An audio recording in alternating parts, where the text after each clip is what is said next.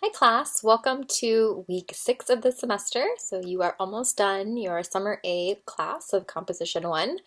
Just wanted to go over the assignments with you this week. This week we're continuing to think about the rhetorical situation. So if you haven't had a chance to look at that handout that I uploaded in last week's assignment, I encourage you to do that because specifically this week we'll be thinking more about communicating the same message to different audiences and how our approach needs to change when we're writing for different audiences. So, if I'm explaining, um, you know, uh, trying to think, maybe even just like an assignment instruction. So if I'm communicating the same assignment instructions to, an 8-year-old versus, a college adult, the way I communicate the assignment instructions, even if it's the same assignment, that's going to differ for different audiences, right? If I'm talking about a sensitive topic, something that I know one person has been through, but maybe somebody else who doesn't think it's really a sensitive topic, the way I talk about that subject matter is going to differ. And so it's important to think about, who our audiences are and how we need to construct our message differently for those different audiences. So your discussion forum, well, first I'll do your reading. So you have section 1.1 and 1.2 from the textbook on considering your writing situation. And then you have Purdue OWL reading on pre-writing strategies. So there's going to be another pre-writing this week, thinking about how questions can prompt our invention process. So those are your readings. And then your discussion forum for this week. You're going to choose two contrasting audiences. So they need to differ significantly in some way. And you're going to want to pick a topic and think about how you would communicate about that topic differently for those two different audiences. So you're going to actually define your audiences, and the discussion forum gives an example post where you just have bullet points first, who your audience is, and then below that audience, your a few, 2 to 3 sentences where you talk about where you communicate a message to that audience. And so it should differ. The content of the message, the idea behind it should be the same, but the way that you address the topic should differ when you communicate to those two different audiences. Okay, so you want to show me that you're thinking, being thoughtful and intentional about how you craft messages for different audiences.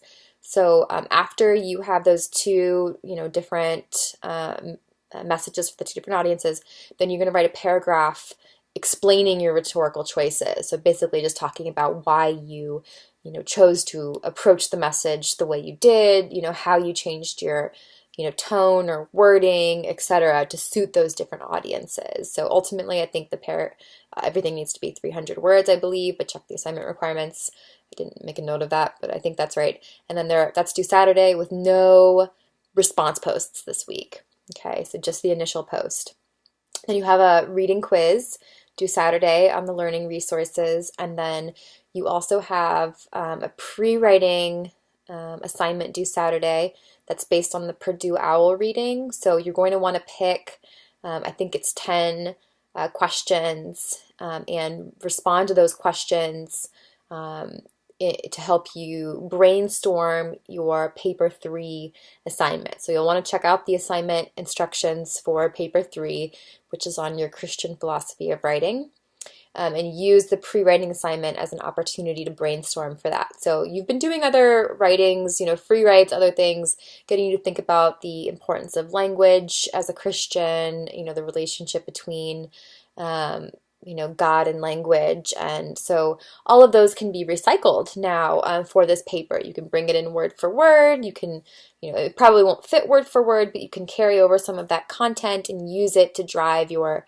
third paper. But, the pre-writing assignment, you're going to want to pick questions from different sections. So like the journalistic questions and then some of the other sort of types of questions, and answer 10 of them in complete sentences for the pre-writing assignment that's due Saturday.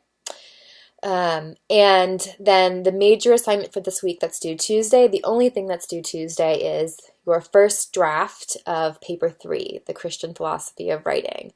Okay, so for this assignment, you are going to be talking about what it means to be a writer, what it means to be a Christian writer, and we're focusing on writing here, so not just communicating broadly, but specifically writing. And you can think a little bit about creative writing, but really the gist of it should be about academic writing. So what it means to be, writing academic in an academic sense from a Christian perspective, from a Christian stance. Okay, so you can think about the creation process, what it means to be a Christian writer from the creation process, the composition process, how that might differ for a Christian, or what's unique, to that process being a Christian. Or the type of content that you write about, or the way that you write about content. So not only like how do you write, but also what's your writing like as a Christian? How does that content differ from other non-Christian writings?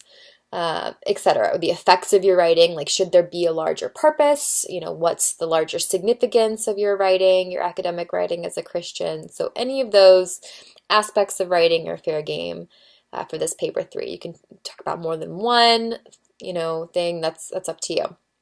So for that paper, though, you do need to have 3 credible secondary sources that you cite in text, okay, so either with APA or Chicago formatting, and then you need a reference list for those 3 sources. So I need to see 3 sources, and you need to incorporate each type of evidence from, overall. So you should have at least one paraphrase, at least one direct quote, and at least one summary in your paper. And that's not for each source, but just overall, out of those 3 sources, you should have a paraphrase, a summary, and a direct quote. Okay. And what else? The minimum for that is 1,000 words. Okay, so 100 words longer than your last paper. And then next week you'll be working on, developing that paper more, reviewing it, etc. So this is a paper that you're going to stick with. This is a first draft, but one that's going to be graded. So you will want to give it the time and attention that it deserves. And if you have questions about it, feel free to reach out, set up an appointment with me. And I look forward to reading your philosophies, writing as a Christian.